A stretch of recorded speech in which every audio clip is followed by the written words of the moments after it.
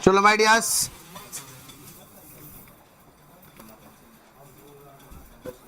My dears, morning में हमने क्या किया?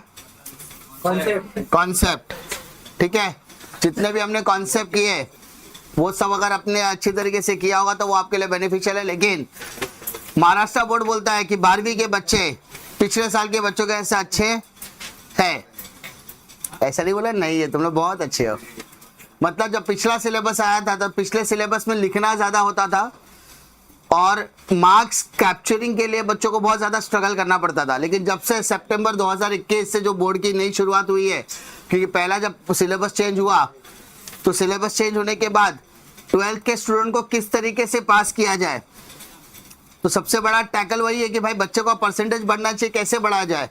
सो एक इंपॉर्टेंट उन्होंने एस्पेक्ट किया कि एबीडी टेस्ट लाते 20 मार्क का उधर मिल जाएगा और बच्चे को 80 मार्क के पेपर में 20 मार्क का ऑब्जेक्टिव डाल देते, तो 20 प्लस 20 कितना होगा? 40। बट इससे ज्यादा की और एक्सपेक्टेशन है, तो महाराष्ट्र बोर्ड ने एक क्वेश्चन और ला दिया, केस स्टडी। ये केस स्टडी पैराग्राफ दिखता है लेकिन वो पैराग्राफ होता नहीं है, 2 3 4 5 लाइन होंगे। और अगर आपने पूरे साल सिर्फ प्रीवियस ईयर क्वेश्चन पेपर्स या टेक्स्ट बुक के पीछे की जो केस स्टडीज है, अगर वो आपने रीड किया होगा या कुछ तो पता होगा, तो भी आप आसानी से मार्क्स कैप्चर कर सकते हैं केस स्टडी में। माय डियर, आपको एक चीज क्लियरली बता देता हूं, case study is nothing but a single statement answer. क्या बोला मैंने? Single statement answer. बेटा आओ, प्रसाद लो और जाओ। जब आप प्रीवियस ईयर के क्वेश्चन पेपर्स देखोगे तो आपको पता चलेगा बार बार क्वेश्चंस रिपीट होते हैं।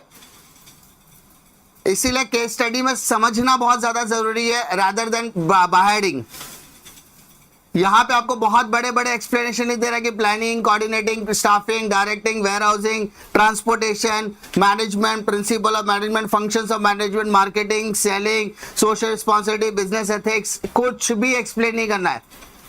सिर्फ और सिर्फ एक क्वेश्चन पूछा है, उसको समझना है और सिंगल स्टेटमेंट में आंसर लिखना है। That's it, nothing else. अगर आप सारे के सारे केस स्टडी मेरे साथ करोगे तो आपको समझ में आएगा कि कुछ भी नहीं है। ठीक है, सिर्फ आपको क्या करना है? बने रहना है। देखो ध्यान से, क्लियर है? सबसे पहले देखो, मार्च 2023 का क्वेश्चन है, जरा ध्यान से पढ़ो। क्वेश्चन क्या बोलता है समझो, सिर्फ क्वेश्चन समझो और सिंगल स्टेटमेंट। मैंने बोला यहां पर, मैंने देखा है प्रीलिम्स के क्वेश्चन पेपर जब चेक कर रहा था या मेजॉरिटी क्लासेस के टीचर्स से बात करने के बाद, ओसीएम के टीचर्स वगैरह बहुत सारे कॉन्टैक्ट्स में, तो मैंने उनको एक चीज बोलते हुए सुना कि सर बच्चे हैं ना ओसी के अंदर 2-2 3-3 लाइन का आंसर्स लिखते हैं। तो मैंने ऐसे बच्चों को गाइड किया कि भाई तुम ज्यादा मगजमारी मत करो, पूछा क्या है वो आंसर लिखो, ना दाएं देखो ना बाएं देखो, सीधा जो पूछा वो आंसर लिखो। आपको वहां पे कोई भी कॉन्सेप्ट एक्सप्लेन करना ही नहीं है। अरे अगर कॉन्सेप्ट ही एक्सप्लेन करना रहता तो क्वेश्चन नंबर 2 में देता था, 3 में थोड़ी ना देता। केस स्टडी स्पेसिफिकली आपको मुफ्त में दिया हुआ मार्क्स है, कैप्चर कर सकते हो तो करो वरना छोड़ दो। 99% बच्चे लोग सही करके आते केस स्टडी, सो टेंशन वाली यहां पर बात नहीं है। क्लियर है? मिस्टर राम, ए भाई mister Ram, an emerging entrepreneur had designed a structure of his business organization by taking into consideration the required resources। कुछ वर्ड्स मैं आपको बता रहा हूं, कभी भी केस स्टडी करते समय आपको ये वर्ड्स का ध्यान रखना है। बेटा मिस्टर राम जो है वो क्या कर रहा है? इमर्जिंग एंटरप्रेन्योर है। अरे उभरता हुआ सितारा है। सितारा बोले तो एंटरप्रेन्योर है, बिजनेसमैन है, उभरता हुआ बिजनेसमैन है, जिसके कंधों पर जिम्मेदारी होती है बिजनेस को आगे ले जाने के लिए। तो वो क्या कर रहा है बेटा? वो कर रहा है, जितने भी रिसोर्सेज की जरूरत है उसको अरेंज कर रहा है, जैसे land, money, machinery, workforce etcetera. For his new business he appointed mister Shyam as a manager. भाई साहब उसने किसको अपॉइंट किया? श्याम को। क्या बोल के अपॉइंट किया है? तू मैनेजर है भाई। Mister Ram has assigned the responsibility. Ram ने क्या किया? जिम्मेदारी दिया। किसको जिम्मेदारी दिया सर? श्याम को। क्या जिम्मेदारी दिया है? That recruitment, selection, training and development to determine the remuneration of the employ to Shyam. Ram ने श्याम को बोला जितने भी लोग हमें चाहिए उन्हें रिक्रूट करने का अधिकार, सिलेक्शन, याद है कॉन्सेप्ट सुबह पढ़ा था, रिक्रूटमेंट, सिलेक्शन, रेम्यूनरेट, ये सब पढ़ा था। तो ये सारे वर्ड्स किससे रिलेट करते हैं sir? Staffing. Mister Ram has also appointed Shubham. Ram ने एक और बंदे को अपॉइंट किया है जिसका नाम क्या है? Shubham. To supervise the work done by the employ. अब शुभम का काम क्या है? सुपरवाइज करने का by the employ according to the standard given to the employ. Mister Shubham I also suggest the remedies to the employ wherever necessary. जहां जहां तुझे जरूरत है वहां पे तू अपने एम्प्लॉय के प्रॉब्लम के सॉल्यूशन दे सकता है। क्लियर है करे बेटा? तो अब क्वेश्चन क्या बोलता है? ऑन दिस कॉन्स्टेंट यानी कॉन्टेक्स्ट में जो भी दिया गया है उस हिसाब से बताओ किसने कौन सा मैनेजमेंट फंक्शंस किया। अब सवाल ये पैदा होता है सर मैनेजमेंट फंक्शंस है कितने? पहला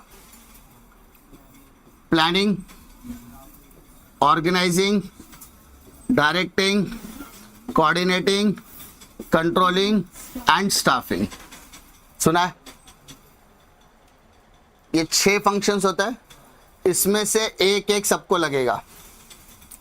तो बेटा मिस्टर राम क्या कर रहे हैं? सर राम तो धंधा चलाने वाला इंसान है, भाई साहब का बिजनेस है, तो सारा का सारा क्रियाकलाप कौन करेगा सर? बिना राम के कुछ होने वाला है क्या? वैसे तो बिना राम के कुछ होता भी नहीं है।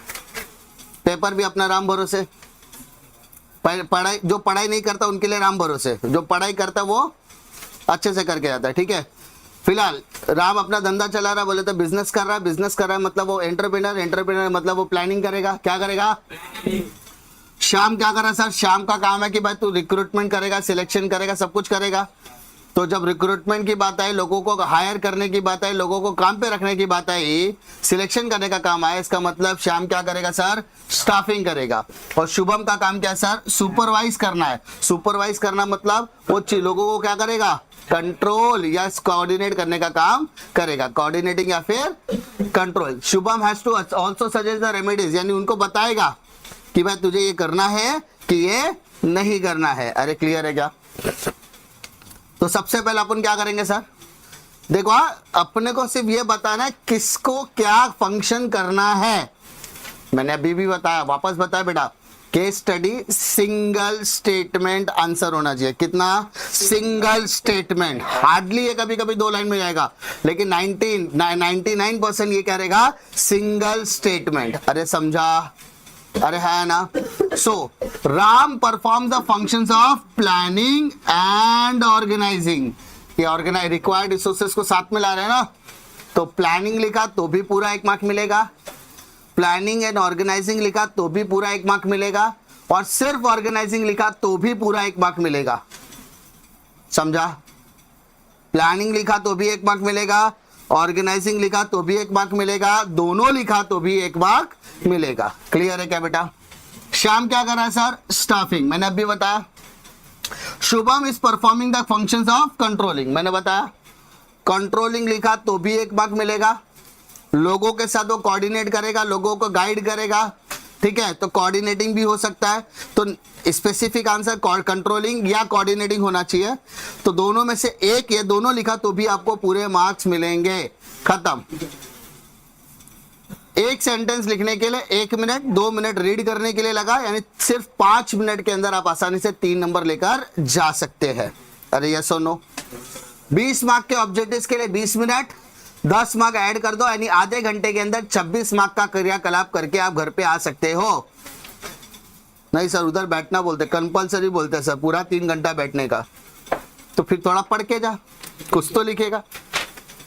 और जो कुछ लिमिटेड पढ़ के जाने वाले लोग हैं जो लिमिटेड पढ़ना चाहते हैं, जिनको ज्यादा दिमाग पे लोचा नहीं चाहिए, उनको अपने एग्जाम से ज्यादा वैलेंटाइन डे इंपॉर्टेंट है, ऐसे बच्चे सिर्फ ऑब्जेक्टिव्स, केस स्टडी और सब चैप्टर नंबर 7 का डिस्टिंग्विश करके जाएंगे।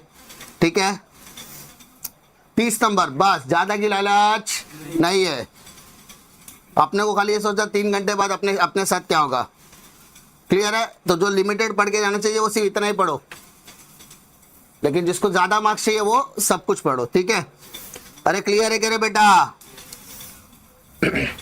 मैं जितना भी चीज करा रहा हूं, अगर इसमें से क्वेश्चन आएगा तो भाई तुम लोग के तो वारे न्यारे हो जाएंगे। हर साल कराता हूं, हर साल जो पढ़ाता हूं उसी में से आता है। हर साल उसी का एसपी, इको, बीके का रिव्यू देख लो, तुमको खुद ही समझ में आ जाएगा। पिछले 4 साल से करा रहा, तो 4 साल से 4था साल है हमारा सिलेबस का। सो इतना तो आइडिया रहता है कि भाई क्या पूछ सकता है, क्या नहीं पूछ सकता है। जो करेगा अच्छी बात है, जो नहीं करेगा, ठीक है। चलो माय डियर्स, क्लियर है? फर्स्ट क्वेश्चन में, फर्स्ट वाले में कोई doubt? Sure, confidence? Next question जरा रीड करो फटाफट।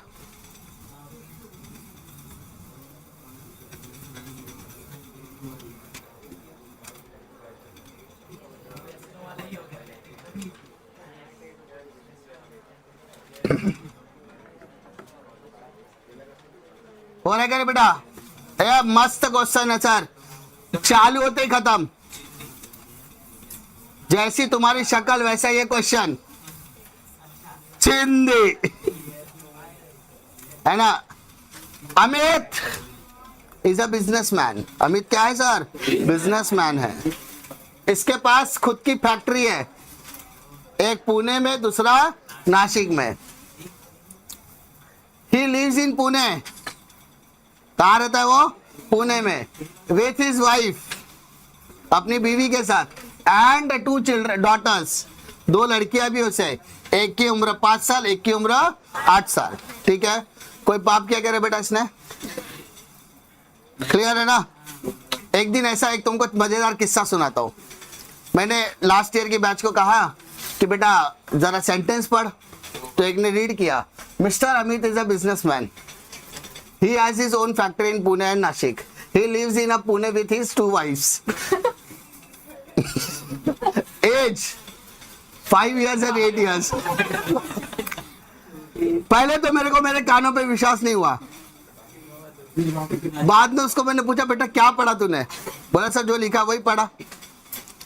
बोला या तो मेरे कान में कुछ गाया या तो तेरे बोलने में कुछ गलती हुआ है। तो पूरी क्लास हंसने लगी। तो बाद में मैंने बोला मैंने जो सुना वो सही सुना? बोले हाँ सर सही सुना। उसने पढ़ा he lives in a Pune with his 2 wifes, age 5 है। भाई साहब इधर का अक्षर इधर के उधर हो गए। तो उसको मैंने समझाया, बेटा क्वेश्चन पेपर में, एग्जाम के टाइम पे क्वेश्चन पेपर ध्यान से पढ़ना, सब्र से पढ़ना, वरना कांड हो जाएगा। नाउ क्वेश्चन क्या पूछा है? Can mister Amit take a life insurance policy for his wife and 2 children? Life insurance policy तो इंसानों का ही होता है ना बेटा। तो मैं ऐसा अज्यूम करूं कि उसकी वाइफ और चिल्ड्रन जो है वो बच्चे, जो बच्चा और वाइफ है वो दोनों इंसान है। इंसान की जिंदगी के लिए क्या लेते हैं बेटा? Life insurance. क्वेश्चन क्या पूछा है? कैन, क्या mister Amit life insurance policy ले सकता है? Yes, he can take the policy, he can take life insurance policy for wife and 2 children. Yes, only yes लिखना, बाकी सेंटेंस। 1 मार्क मिल गया रे।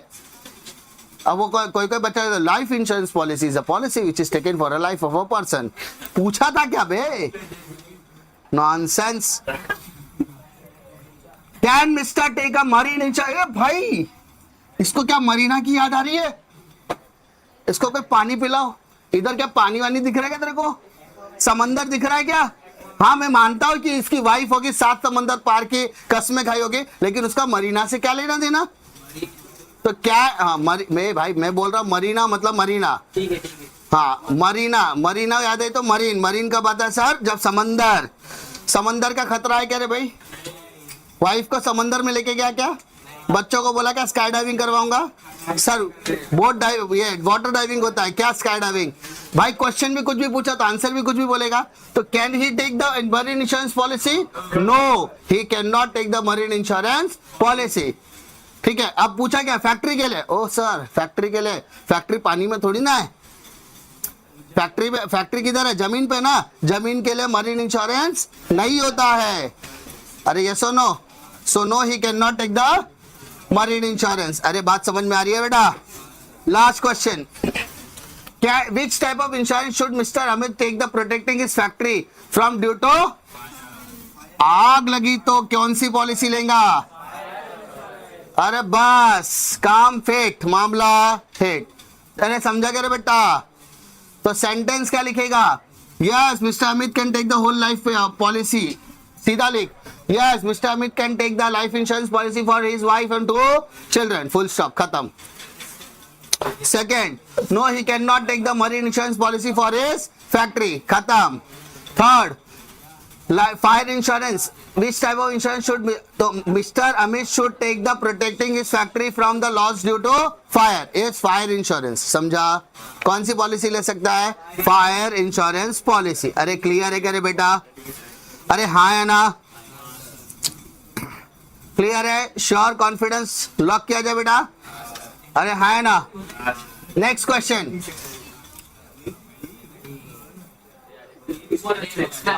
बोर्ड का चुम्बेश्वरी क्वेश्चन है, बार बार पूछता है।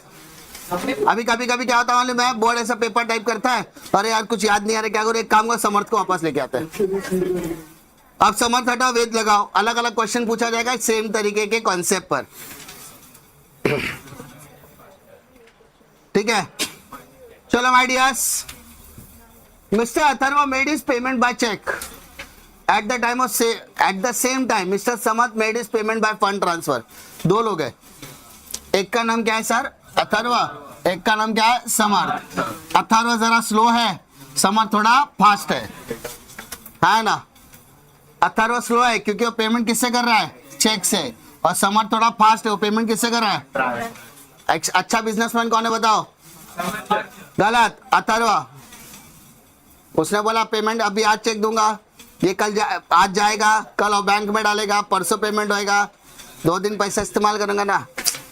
ऐसा नहीं रे, ये पहले होता था, अभी के टाइम में ऐसा होता है क्या? हुज पेमेंट इज फास्टर, किसका पेमेंट सबसे ज्यादा फास्ट है? Mister Samarth payment is faster, full stop, खत्म। Whose payment is related to traditional business, mister Atharva's payment is related to traditional point। Last, whose payment is related to e-business, Mr. Samarth payment related to, खत्म, इतना ही लिखने का है। अरे समझा? Single sentence समझ में आया करे बेटा? हाँ है ना? क्लियर है, क्लियर है, क्लियर है? आगे आगे आगे, ये पेपर पे कोई डाउट? Sure, confidence? ए भाई यूट्यूब बोलो, ऐसा सितम मत करो, नहीं तो मैं गाना गा के सुनाएगा तुम लोग को, फिर तुम लोग जबरदस्ती लाइक करेगा।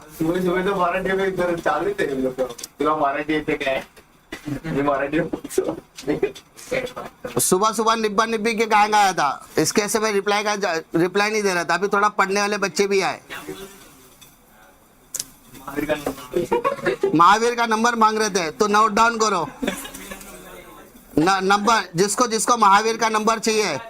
अगर जिंदगी में किसी को दुख आया है, किसी तरीके की तकलीफ है, चूरन इधर देख, किसी को कोई तकलीफ है, किसी भी तरीके की प्रॉब्लम है, किसी को किसी के सेंटर पे कॉपी करने के लिए कोई बंदा चाहिए या चीट सप्लायर चाहिए, तो नंबर दे रहा हूं, लिख के लो, 987 654 3210।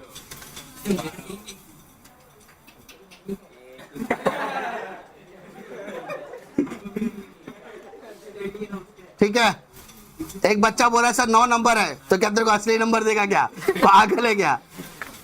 मेरे को पता तुम मेहनत करने वाले बच्चे, जो मेहनत करा ये तो अटेंड करा लेक्चर। महावीर तू टेंशन मत ले बेटा, तेरा नंबर लड़की नहीं मांगते, हम कहां से देंगे? वैलेंटाइन डे पे सूखा पड़ा बेचारा। देखो आते जाते क्राउड कहाँ गया है? वैलेंटाइन डे बनाने गया है। ठीक है, नाना नानी पार्क में घूमने गए। आज कौन सा डे? सुबह से पूछ रहा हूं। चलो ध्यान दो बेटा। बेटा नेक्स्ट क्वेश्चन। ऐसे खतरनाक जोक आपको बीच बीच में देखने के लिए मिलेंगे। ए भाई जुलाई 2023, मिस्टर हर्षद। ए भाई मिस्टर हर्षद, ए मिस्टर हर्षद,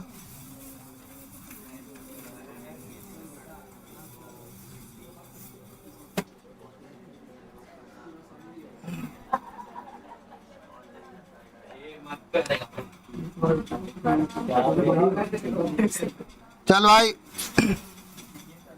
ए mister Harshad, mister Harshad is an interpreter. ए बेटा घूम के इधर भी आने का रहता है।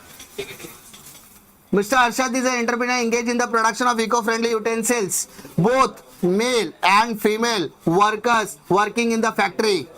All male workers are directly working on the machine, whereas female employees are working in the packaging department. देख बेटा, जो मेल आदमी है उसको बोला कि भाई तू जाके फैक्ट्री में काम करने का, मशीन्स के साथ डील करेगा, और जो वुमेन्स है वो बोला है कि तू पैकेजिंग डिपार्टमेंट में, यानी काम को क्या किया? Divide, division of work. Male को अलग काम है, फीमेल को अलग काम दिया है। ओके भाई, इतना अच्छा लग रहा है काम।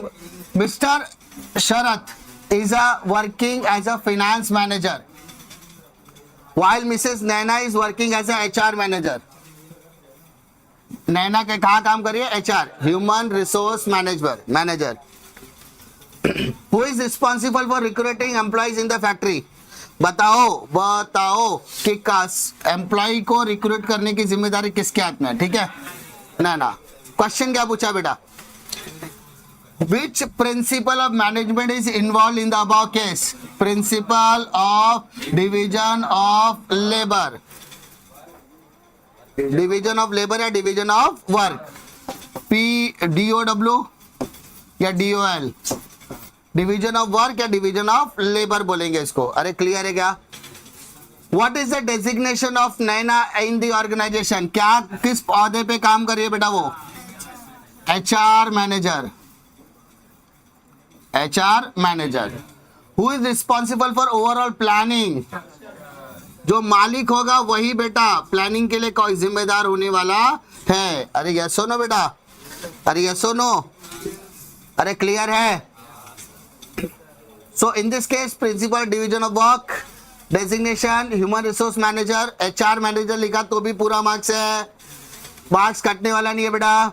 Mister Harshad and interpreter, simple सा लिखो, mister Harshad is responsible for overall planning for the organisation. इतना लिखा तो भी पूरा मार्क्स मिलेगा। अरे कुछ बच्चे होते हैं जो कभी कभी नादानी में सिर्फ क्या लिखते पता है? पहला डिवीजन ऑफ वर्क, दूसरा HR मैनेजर, और तीसरा हर्षद। तो तुमको क्या लगता है बोर्ड तुमको पूरा मार्क्स देगा? नहीं बेटा, उनको अगर मार्क्स देना होगा तो दे विल गिव 1.5 मार्क्स, और अगर वो चाहे तो कट भी कर सकते हैं। अरे यस और नो, क्लियर है? Sure, confidence?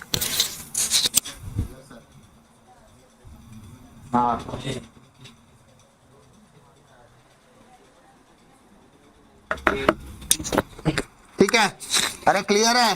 तो do not right in single word, single word में आंसर नहीं लिखना बेटा, वरना मार्क्स मिलने की जगह पे कट सकते हैं।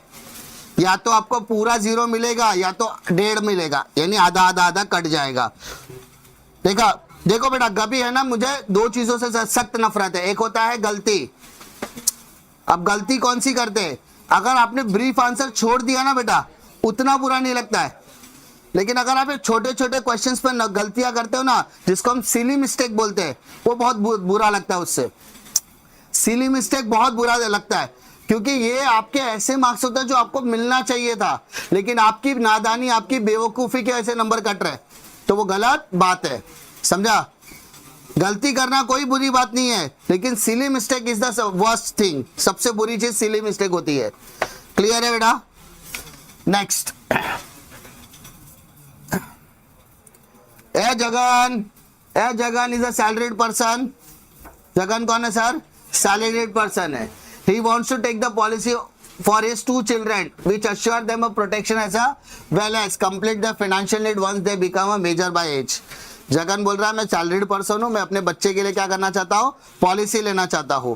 अब ये पॉलिसी वो क्यों लेना चाहता? ताकि जब वो मेजर एज यानी 18 की उम्र के ऊपर हो जाएंगे तो उनको financial need for any purpose, educational होगा, मैरिज होगा, किसी भी पर्पस के लिए जब उनको पैसे चाहिए तो वो पॉलिसी से यूज कर सके। ऐसी मुझे कोई पॉलिसी सजेस्ट करो। अरे क्लियर है? है ना? मैं क्या बोल रहा हूं? क्वेश्चन नंबर देखो, मैं हमेशा बोलता हूं you have to write question number correctly. पहला काम क्या है? क्वेश्चन नंबर करेक्ट लिखना है। और ये जो नंबर लिखा है ये 1 2 3 रोमन में लिखा तो रोमन लिखने का, एबीसी लिखा तो एबीसी लिखने का, 1 2 3 लिखा तो 1 2 3 लिखने का, और उसके बाद उसका आंसर डायरेक्टली लिख सकता है। You should not right the question. अरे समझा? बट आंसर सिंगल सेंटेंस में होना चाहिए, ना कि सिंगल वर्ड में। यस नो यस बस, समझा? टीचर बच्चे लोग को पूछते ना can you right, can you suggest, तो बच्चा बोलता है यस, फिर एक में पूछेगा नो, फिर बोला यस, तो टीचर बोलता बस निकल गया। सिली मिस्टेक है, बेवकूफी है ये सब। ठीक है, चलो my dear, suggest mister Jagan a policy which can satisfy the requirement of his children. Children के लिए कौन सी पॉलिसी ले सकता है वो? Child insurance policy. समझा? Who are the beneficiaries of the policy? Policy तो बच्चों के नाम पे होगी, बट बेनिफिशियरी कौन रहेगा? जगन, है ना? कब? जब तक वो माइनर है। जैसे वो मेजर हो जाएंगे अब beneficiary will be going to change. अरे बेटा, जब तक उसके बच्चे बड़े नहीं होते तब तक बेनिफिशियरी वही है। जैसे उसके बच्चे मेजर हो गए, 18 क्रॉस कर गए, अब वो पॉलिसी का बेनिफिशियरी कौन हो जाएगा? वो दोनों बच्चे हो जाएंगे। क्लियर है? ये डिपेंड करता है एज के ऊपर। किसके ऊपर बेटा? एज के ऊपर। अरे क्लियर है? And last, in the above which insurance policy is involve. कौन सी इंश्योरेंस पॉलिसी आनी चाहिए? Now pay attention, sorry, insurance principle. Mister Jagan, a salaried person should take the child insurance policy to satisfy the financial requirement. Clear है? Directly लिख सकते हो mister Jagan, ठीक है, a policy which can satisfy. तो यहाँ पे पूरा आंसर क्या है? Mister Jagan can take child insurance policy, ठीक है, for the requirement to satisfy the requirement of his children. समझा? सेंटेंस कैसे बनाना समझा? Who are the beneficiaries?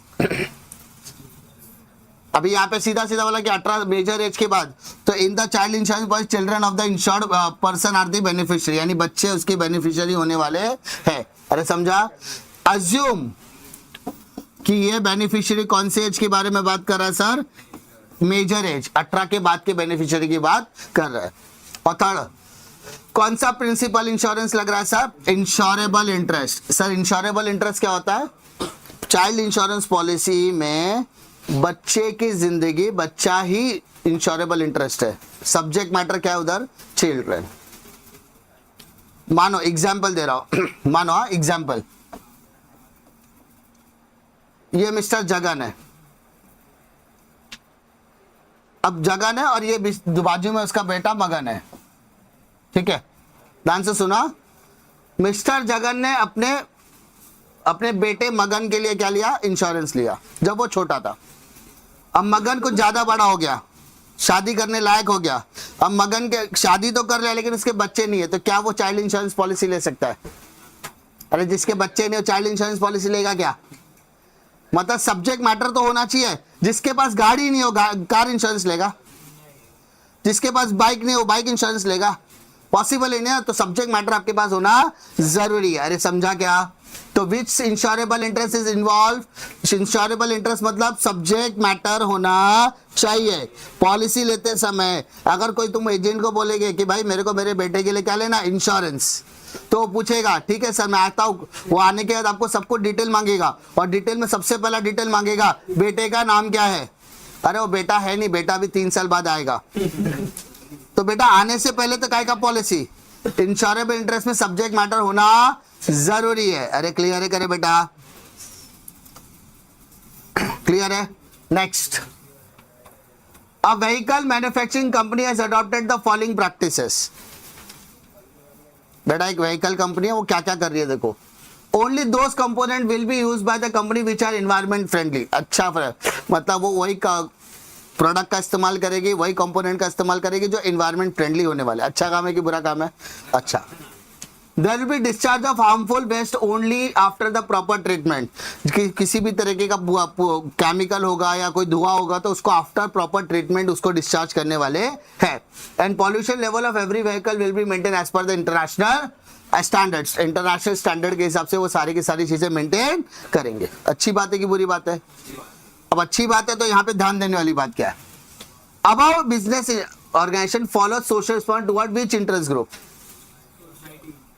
किसके प्रति? यहां पे ऐसा बोला कि कस्टमर, यहां पे ऐसा बोला कि एम्प्लॉय, लेकिन लोग ने बोला जनरल लेवल पर हम लोग क्या करेंगे, अच्छे कंपोनेंट का इस्तेमाल करेंगे सब कुछ। तो यहाँ पे concept towards which interest group, तो टुवर्ड्स सोसाइटी, टुवर्ड्स सोसाइटी।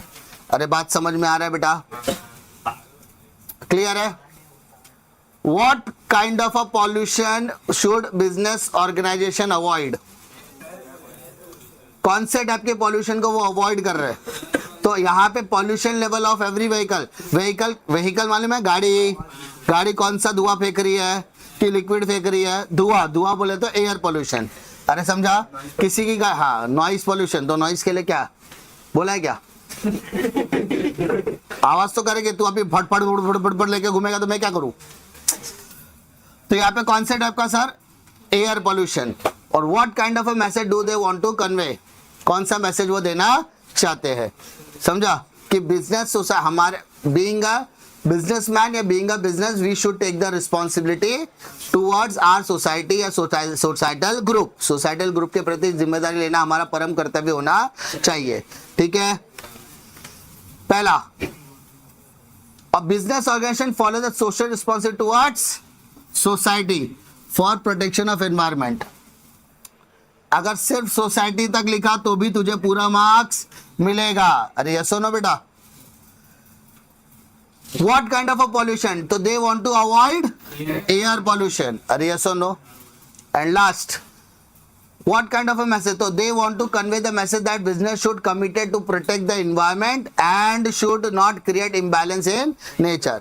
तुम ऐसा भी लिख सकते हो कि they want to convey the message that business should take the responsibility towards the society या societal changes या environment friendly। ठीक है?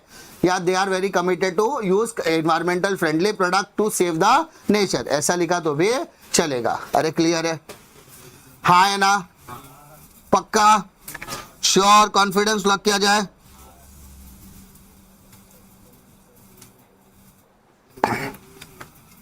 Now next question.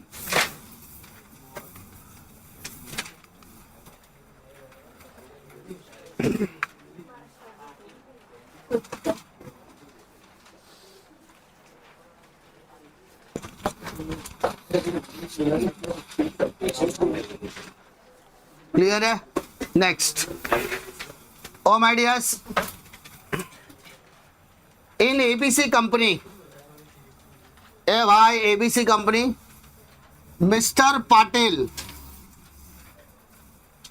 gives instruction to the employees working under him, provide guidance and motivates them for the best performance। भाई साहब पहला word क्या दिया है? Instruction, guidance, motivates. याद है मॉर्निंग में मैंने कॉन्सेप्ट पढ़ा था समय एक जगह पर इसका इस्तेमाल किया था। इंस्ट्रक्शन, गाइडेंस, मोटिवेशन, कम्युनिकेशन, ऐसे वर्ड्स का इस्तेमाल किया था। ये सारे वर्ड्स डायरेक्शन को रिप्रेजेंट करते हैं। किसको? डायरेक्शन को। तो अगर कोई बोलेगा डायरेक्शन कौन कर रहा है, तो sir mister Patil will going to direct. अरे समझा? डायरेक्शन वाला फंक्शन कौन कर रहा है? पाटिल। अरे समझा? On the other hand mister Joshi takes effort to harmonize work done by the employee for the different department while achieving the organizational goals। Sir ये हार्मोनाइज बोला है। हार्मोनाइज का मतलब होता है तालमेल। ठीक है? तालमेल बनाना, एफर्ट्स मेंटेन करना, एफर्ट्स करना, दूसरों के साथ, दूसरे डिपार्टमेंट के साथ कोऑर्डिनेट करना, हार्मोनाइज में एक दूसरे डिपार्टमेंट के साथ एक दूसरे के रिस्पेक्ट एंड रिस्पॉन्स मेंटेन करना। अरे समझा? तो इस तरीके के हार्मोनाइज के अलग अलग मतलब हो सकते हैं। कोऑर्डिनेशन करना। सो अगर कोऑर्डिनेशन का काम बोलेगा तो भाई साहब कौन कर रहा है सर? मिस्टर जोशी। अरे कौन कर रहा है sir? Last, mister Dubal is looking after the arrangement is required resources to the business.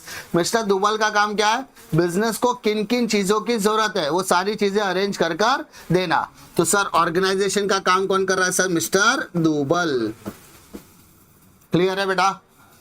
Mention the name of the employ engage in the following functions. तो Dubal is engage in organizing function, mister Patil engage in functions of directing और mister Joshi engage in the functions of coordination। Clear है? अरे yes और no? पक्का? Sure? Confidence? अरे lock किया जाए। Next, mister Rajaram is young, MSc agricultural degree holder. Mister Sitaram is a commerce graduate. दो लोग है बेटा। राजाराम जो है वो MSc एग्रीकल्चर होल्डर है, ये एक व्यक्ति है, और जो मिस्टर सीताराम है वो कॉमर्स ग्रेजुएट है। Mister Rajaram is willing to start agro tourism center his village. वो एग्रो टूरिज्म सेंटर चालू करना चाहता है। कौन sir? Rajaram. While mister Sitaram is willing to work as an accountant in the private company. ठीक है सर? जो डिग्री होल्डर है एग्रीकल्चर डिग्री, वो टूरिज्म सेंटर चालू करना चाहता है, और जो कॉमर्स ग्रेजुएट है वो अकाउंटेंट के तौर पे काम करना चाहता है। Find out the desire of Sitaram. Sitaram क्या करना चाहता है सर? अरे sir Sitaram is willing to, same sentence, mister Sitaram is willing to work as a accountant in a private company. Clear है? अरे है ना? What is the desire of Rajaram? Rajaram क्या करना चाहता है सर? सेम सेंटेंस आएगा, पूरा सेंटेंस एज इट इज लिख सकते हैं। Mister Rajaram is willing to start agro tourism centre as a village. Clear है? Which qualification is acquired by Sitaram? Sitaram के पास क्या क्वालिफिकेशन है? वो क्या है सर? Commerce graduate. तो mister Sitaram is a commerce graduate. बहुत आसान, पूरा सेंटेंस कॉपी पेस्ट। अरे है ना? ये इकलौता ऐसा क्वेश्चन है जिसमें आंसर डायरेक्टली आया है, तो आपको एक भी सेंटेंस बनानी नहीं पड़ी। बाकी में थोड़ा तो दिमाग लगाना था कि हाँ आइडेंटिफाई करना था कि कौन सा क्या हो सकता है। इसमें सेंटेंस एज इट इज दिया गया है। अरे क्लियर है? हाँ है ना? क्लियर है? आगे done. Ajay purchases some electronic appliances online from www.amazon.com. At the same time, Sanjay purchased an old bike from OLX. OLX और Amazon। अजय ने इलेक्ट्रॉनिक अप्लायंसेस खरीदा है किधर से सर? Amazon से। और एट द संजय ने गाड़ी खरीदा कहां से सर? OLX से। Which website is related to C2C? Customer, C2C मतलब कस्टमर टू कस्टमर। OLX पे क्या होता है पता है ना? कस्टमर अपनी बाइक यूज करता है, यूज करने के बाद उसको बेचने का मन करता है, वो फोटो क्लिक करता है, अपलोड कर देता है। जिसको वो बाइक खरीदनी होती है वो उस कस्टमर को कॉल करेगा। कस्टमर से डील कर रहा है। एक कस्टमर बेचने वाला कस्टमर और एक कस्टमर खरीदने वाला कस्टमर है, हाँ है ना?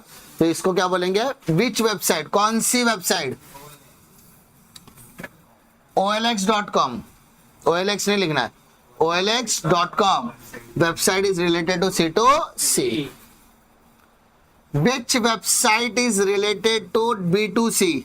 www.amazon.com a website is related to B2C. What first step Ajay need to follow? कौन सा स्टेप सर? अजय हो या संजय, दोनों में से कोई, कौन सा स्टेप पहला करना है सर? बेटा किसी भी एप्लीकेशन या किसी भी वेबसाइट को इस्तेमाल करने से पहले आपको क्या करना है उस वेबसाइट पर? अरे क्या करना है बेटा? रजिस्टर। जब तक आप रजिस्टर नहीं करोगे तब तक वो वेबसाइट या वो एप्लीकेशन आप यूज नहीं कर सकते।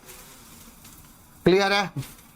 पक्का ना? नेक्स्ट, समझ में आ रहा है? नेक्स्ट क्वेश्चन,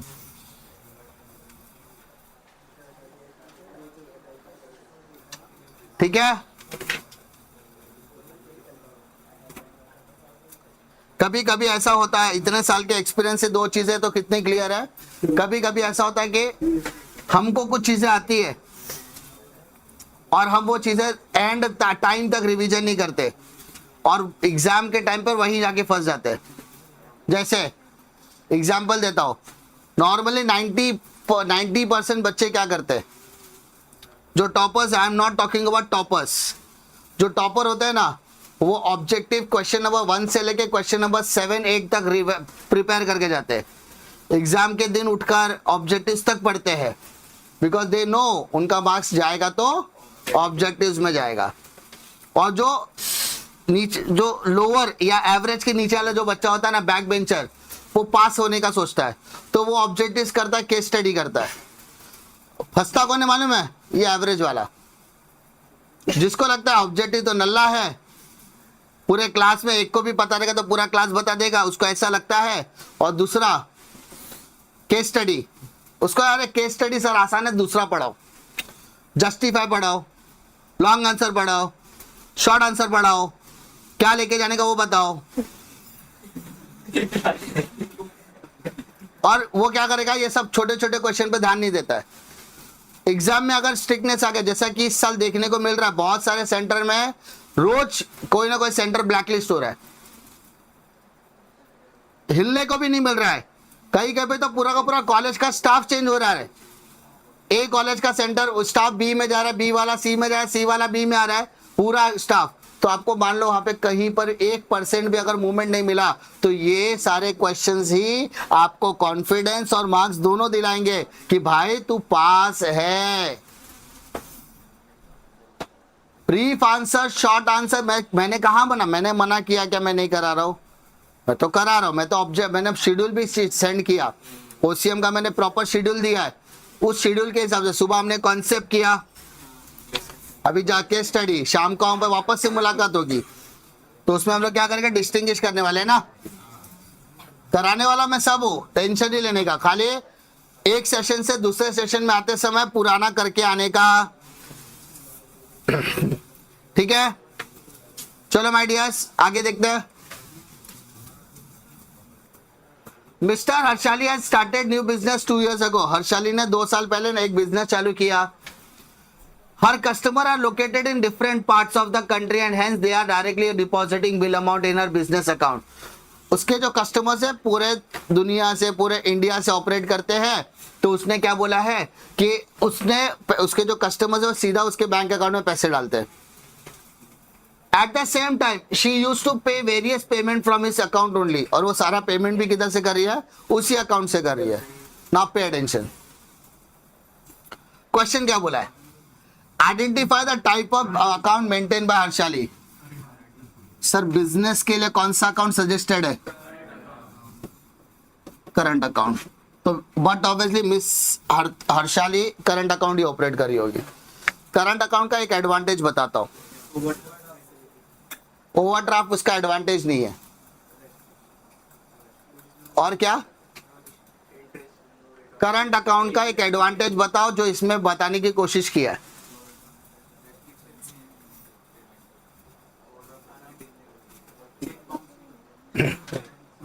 करंट अकाउंट का सबसे बड़ा और सबसे मैक्सिमम एडवांटेज ऐसा है, there is no limit on the number of transaction happened in the account. आपके अकाउंट पूरे साल में 100 ट्रांजेक्शन हो या 100,000 ट्रांजेक्शन हो, your business account is safe. Saving में ऐसा नहीं है। सेविंग में there is a limit for the limit बता यूसेज पे, करंट पे ऐसा नहीं है। ओवरड्राफ्ट मिलता है वो सब वैलिड है बेटा, क्लियर है?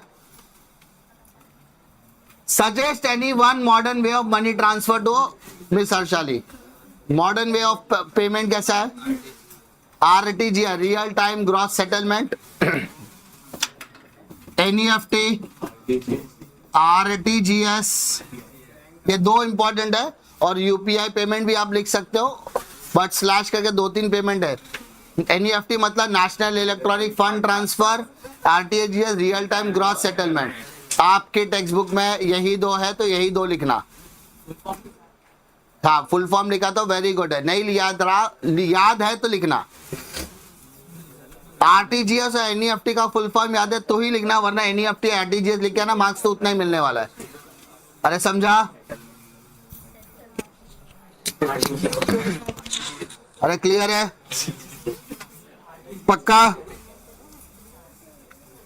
Sure confidence?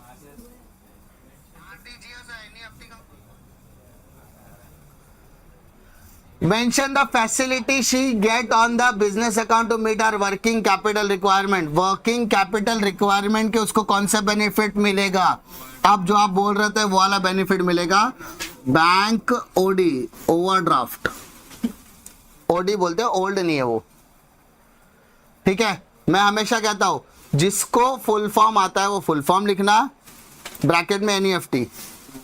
अगर गलती से भी अगर आपको अगर 1% भी डाउट है कि आपका फुल फॉर्म गलत हो सकता है तो मत लिखना। NEFT/RTGS लिखा तो very good. Do not take risk, real time gross settlement. समझा? फुल फॉर्म याद है, 100% श्योर हो तो ही लिखना, वरना लिखने की जरूरत नहीं है। समझा? क्लियर है बेटा? ये समझा गया? चलो आगे देखते हैं। An organization manufacturing paint has been enjoying a prominent market position since many years. It has been dumping its untreated poisonous waste on the river bank, which has created many health problems for the nearby villages. ये जो organisation है वो paint बनाती है, colour, ठीक है। Market में बहुत अच्छा नाम है, लेकिन इनसे बहुत सालों से लगातार बिजनेस कर रहे हैं। लेकिन इनकी प्लांट की एक तकलीफ है कि ये जो केमिकल्स है, पॉइजनस केमिकल है, उसको सीधा का सीधा नदी में डाल देते हैं, जिसके वजह से आजू बाजू के गांव वालों को बहुत हेल्थ इश्यूज हो रहे हैं। ठीक है sir. Which responsibility is neglected by manufacturing organization? Which responsibility, कौन सी रिस्पॉन्सिबिलिटी? सोशल रिस्पॉन्सिबिलिटी है ना। कौन से ग्रुप के प्रति? सोसाइटी के प्रति, एनवायरमेंट के प्रति। What kind of pollution are they are creating? Water pollution, पानी में डाल रहे हैं तो ऑब्वियसली वाटर पॉल्यूशन आएगा। Mention any one precautionary measure they need to take. भाई जो भी पानी आप डाल रहे हो उसको प्योरीफाई करके या प्रोसेस करके करोगे तो उसका जो केमिकल इंपैक्ट है वो कम करने की कोशिश आप कर सकते हो। You can take the precautionary measure as river bank, ठीक है। The water should be get purified before its dumping to the river bank. River bank में डालने से पहले वाटर को प्योरीफाई या उसको क्लियर करने की कोशिश करनी चाहिए। पहला, which responsibility neglected? तो responsibility toward the protection of environment is neglected. कौन सा पॉल्यूशन क्रिएट कर रहा है सर?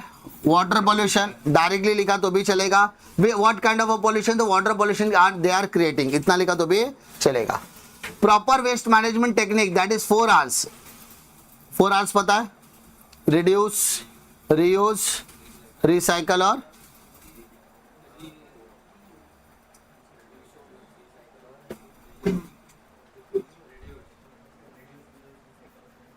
3 R's ही होता है, वो गलती से यहाँ पे 4 R's आया टेंशन में आ गए। क्लियर है? ए भाई इतना क्लियर है? Now next next next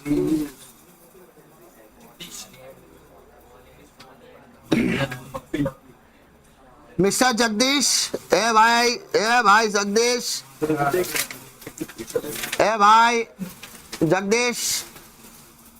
Jagdish purchased a watch from Titan shop and his friend Sambhavi purchased mobile phone from online shopping site. ठीक है।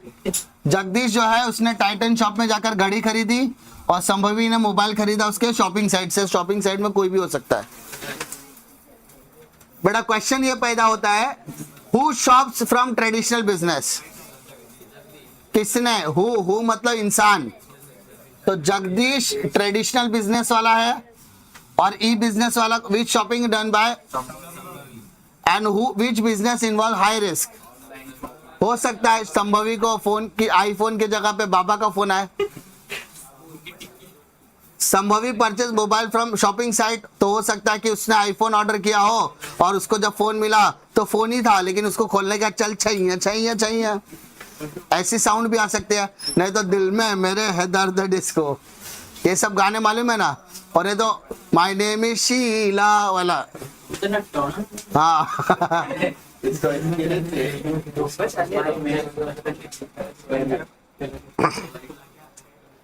अभी क्या लिखोगे?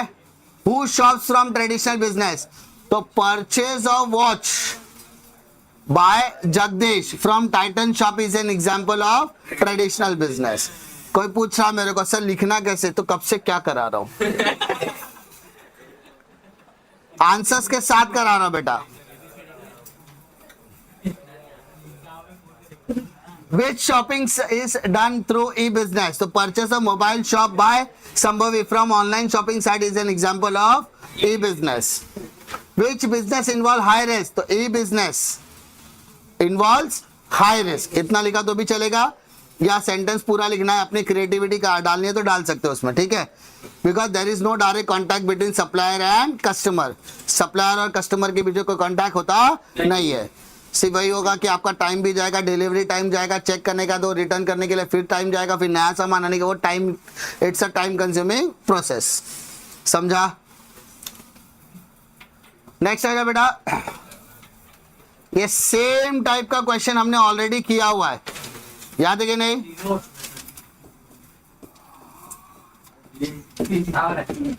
रिपीटेड, ऑलरेडी रिपीट हो चुका है, ठीक है। पेंट वाला अभी हमने किया, ए बेटा अभी किया ना, तो ये भी रिपीट हो गया बेटा। उसके बाद चेक वाला पेमेंट है, फंड ट्रांसफर है, ये भी रिपीट हुआ।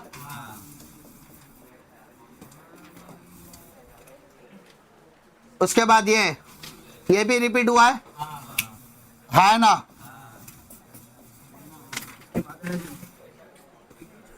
अब यहाँ पर उसने गिफ्ट आर्टिकल खरीदा है फ्लिपकार्ट से और शीतल ने गिफ्ट खरीदा ईबे से, समझा? तो नाम अलग किया, खाली वहां पे अमेजॉन था और OLX था, यहाँ पे फ्लिपकार्ट और ईबे है।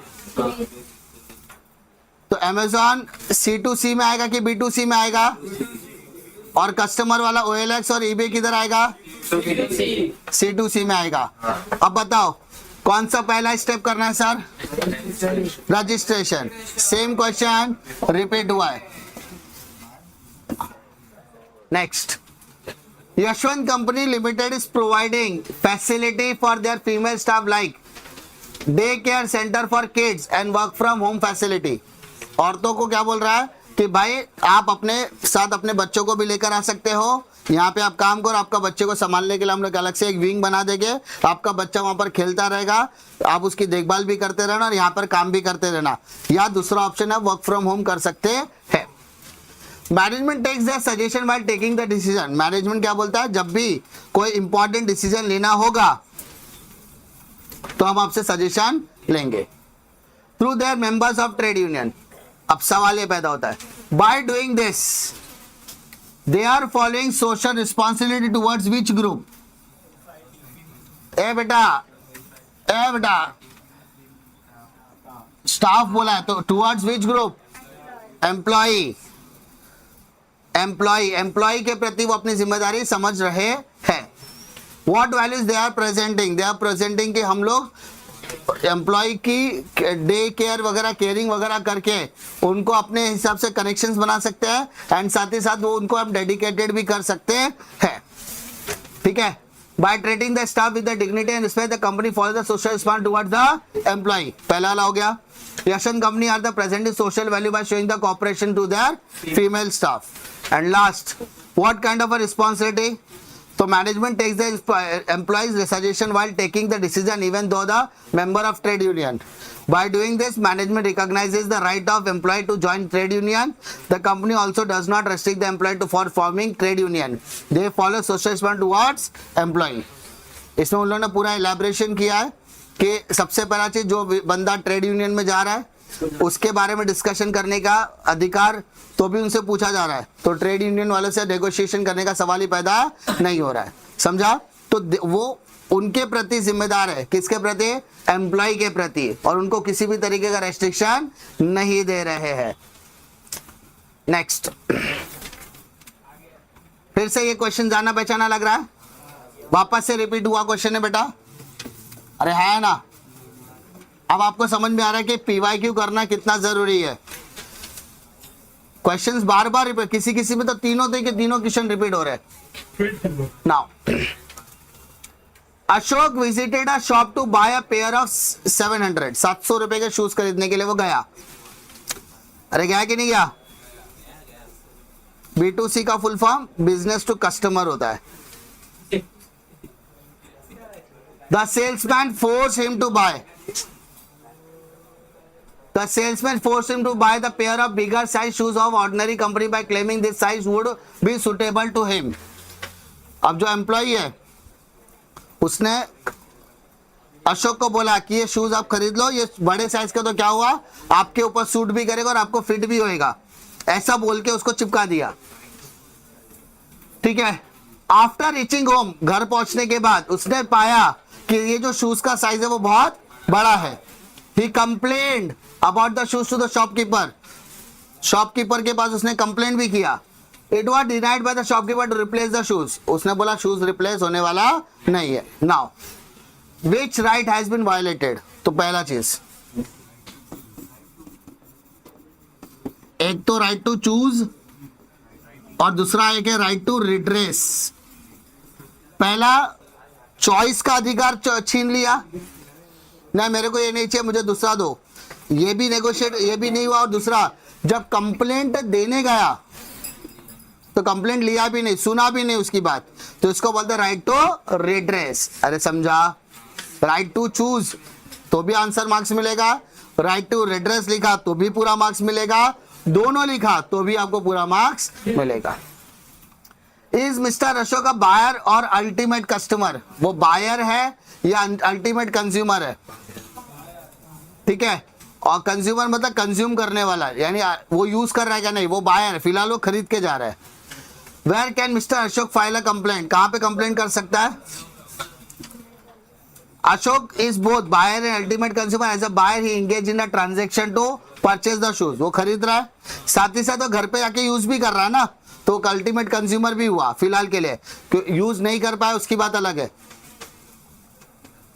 शूज को इस्तेमाल कर पाया क्या? वो नहीं, वो बात अलग है। अब कंप्लेंट कहां कर सकता है सर? लोकल कंज्यूमर कोर्ट में जा सकता है, या कंज्यूमर डिस्प्यूट रिड्रेसल फोरम में जा सकता है, या अगर उसको क्लेम वगैरह करना है तो वो district forum, state commission, national commission के पास भी जा सकता है। सिंपल सा बात करो। वो फिलहाल कहां जाएगा सर? कंज्यूमर कोर्ट जाएगा। किधर जाएगा? Consumer court. अरे समझा? अरे है ना? क्लियर है? Next, A deals in import and export business, so he needs to different foreign currency. Import export के धंधे में तो उसको foreign currency लगते रहता है। For the expansion of business, he borrow money from the commercial bank. Commercial bank से पैसा लिया उसने। He invests his fund in the equity shares. पैसा कहाँ लगाया? From where does A borrow money? पैसा किधर से लिया बेटा? A ने पैसा कहाँ से borrow किया? कमर्शियल बैंक से। Name the market where mister A invest his fund. पैसा कहां लगाया? शेयर मार्केट में। स्टॉक मार्केट, शेयर मार्केट बोलूंगा। Which type of currency is required for international? Foreign currency. X borrow from commercial bank. Mister X invest in the fund of equity share market which is known as stock market या फिर stock exchange. और international market के लिए क्या चाहिए sir? Foreign currency चाहिए। समझा? Clear है करे बेटा? अरे यस और नो? पक्का? श्योर? कॉन्फिडेंस? मॉर्निंग में हमने कॉन्सेप्ट 8 मार्क किया, अभी हम लोग ने 6 मार्क कर लिया, तो मोटा मोटी अगर देखोगे तो हमने 14 मार्क्स अभी 2 सेशन में कंप्लीट कर लिए। अगर याद होगा तो शाम को फिर से हमारा सेशन है, 4:30 5 बजे के आसपास का सेशन है, ठीक है। डिस्टिंग्विश बिटवीन हम लोग कवर करने वाले हैं 12 मार्क। कितना मार्क? 12। जितना मैं करा रहा हूं उतना अच्छे से करना, जितना मैं आपको दे रहा हूं उतना अच्छे से रिवाइज करोगे, it will be very grateful. उसके बाद आपको जो करना है वो करो। मैंने जितना कराया वो प्रीवियस ईयर क्वेश्चन से रिलेटेबल है। प्रीवियस ईयर क्वेश्चन करने पे आपको इतना तो आइडिया आ गया है कि मेजॉरिटी क्वेश्चन क्या होते हैं, रिपीट हो रहा है। दूसरी इंपॉर्टेंट चीज, जितना हो सके उतना रिवीजन करो, जितना हो सके उतना सेशन अटेंड करो, ताकि तुमको ज्यादा डाउट क्लियर होना चाहिए। पूरा लेक्चर अटेंड करने के बाद शायद ही किसी को डाउट मिलने वाला है। खाली जितना मैं करा रहा हूं वो सारी चीजें को गो थ्रू करो, वरना it will be very difficult for you also, ठीक है।